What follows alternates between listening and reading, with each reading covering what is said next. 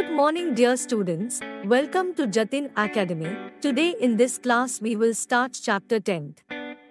The water spouts from the novel The Coral Island. So let's get started. जैसे ही सूरज निकला, Jack अपने पैरों पर खड़ा हो गया, पीटरकिन के कान में चिल्लाया और डुबकी लगाने के लिए समुद्र तट पर चला गया। उस दिन हम सबने वहीं स्नान किया, न कि वाटर गार्डन में। यह समय बचाने के लिए था। हमने जल्दी जल्दी नाश्ता किया और सफर के लिए तैयार हो गए। जैक ने अपनी कमर पर नारियल के कपड़े की पेटी बांधी और उसमें एक कुल्हाड़ी ठोक ली। पीटरकिन ने अपने कंधे पर एक लंबा भाला रखा। वह अपनी गदा को भी नहीं भूले। मैंने अपनी बेल्ट में एक क्लब भी रखा था और आग लगने की स्थिति में जलता हुआ गिलास भी। हम अच्छे मौसम में अभियान के लिए रवाना हुए। हमें कोई भोजन ले जाने की आवश्यकता नहीं थी क्योंकि हम जानते थे कि नारियल के ताड़ हर जगह थे। यह हमें पर्याप्त प्रदान करेगा, खाना, पीना और कपड़ा भी। हम अपने आसपास की हर चीज पर ध्यान देते हुए चुपचाप चले। मैंने भीतर पूर्ण आनंद और शांति का अनुभव किया। पीटरकिन हमारे बीच चुपचाप चला गया। उसकी आंखें चमक उठीं। भूमि के एक किनारे का गठन करने वाले हिल को पार करने के बाद घाटी, हम अपने सामने पड़ी एक और घाटी में आए। यह बेहद प्यारी थी, लेकिन इससे पहले कि हम इसका पता लगा पाते, पीटरकिन ने हमारा ध्यान किनारे की किसी चीज की ओर खींचा। वह क्या है? उसने अपना भाला तैयार कर लिया।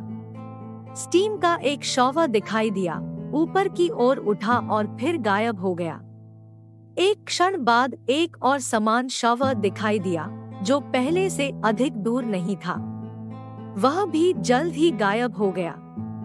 ऐसा बार बार होता रहा। क्योंकि हम अनुमान नहीं लगा सके कि उनके कारण क्या हुआ, हमने जाने और पता लगाने का मन बनाया। हम तुरंत मौके पर पहुंचे। यह न केवल गीला था बल्कि पोस से भी भरा था। जब हम पानी की फुहारों के फिर से प्रकट होने का इंतजार कर रहे थे, तो गरारे करने और फुफकारने की आवाज सुनाई दे रही थी। जल्द ही एक मोटी पानी की धारा एक छेद से ऊपर की ओर फूट पड़ी। हम वापस कूदे, लेकिन तब तक हम पूरी तरह भीग चुके थे।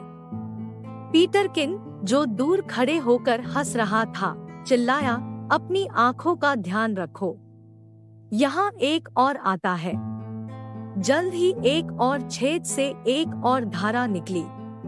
हम फिर भीग गए। पीटरकिन एक बार फिर दिल खोलकर हंसा, लेकिन उसकी हंसी उसके पास के दूसरे छेद से एक और धारा से कट गई। यह आगे कहाँ आएगा, उसने कहा और दौड़ना शुरू किया, लेकिन अचानक पानी की एक और फुहार फूट पड़ी। यह पीटरकिन के पैरों के बीच था। इसने उसे जमीन से नीचे गिरा दिया। जैसे ही वह धड़ाम से गिरा, फ्रैक्चर के डर से हम उसकी मदद के लिए दौड़े। किस्मत अच्छी रही कि वह झाड़ी में गिर गया था। हमने उठने में मदद की और उस जगह से भाग निकले। हमने आग जलाई और 1 घंटे में हमारे कपड़े फिर से सूख गए। हम नीचे समुद्र तट पर गए और देखा कि एक बड़ी लहर के टूटने के तुरंत बाद धारा निकली।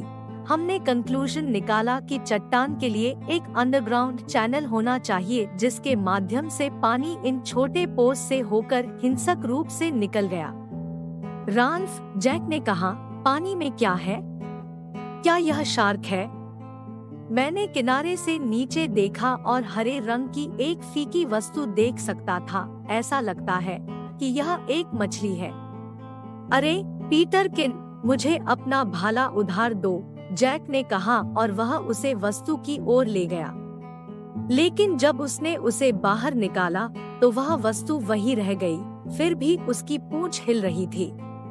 वह पीली हरी चीज धीरे धीरे चल रही थी। हमें यह जाने बिना कि यह क्या था, उस स्थान को छोड़ना पड़ा। हालांकि मैंने बाद में फिर से मौके पर जाकर इसके बारे में पता लगाने की कोशिश करने का फैसला किया।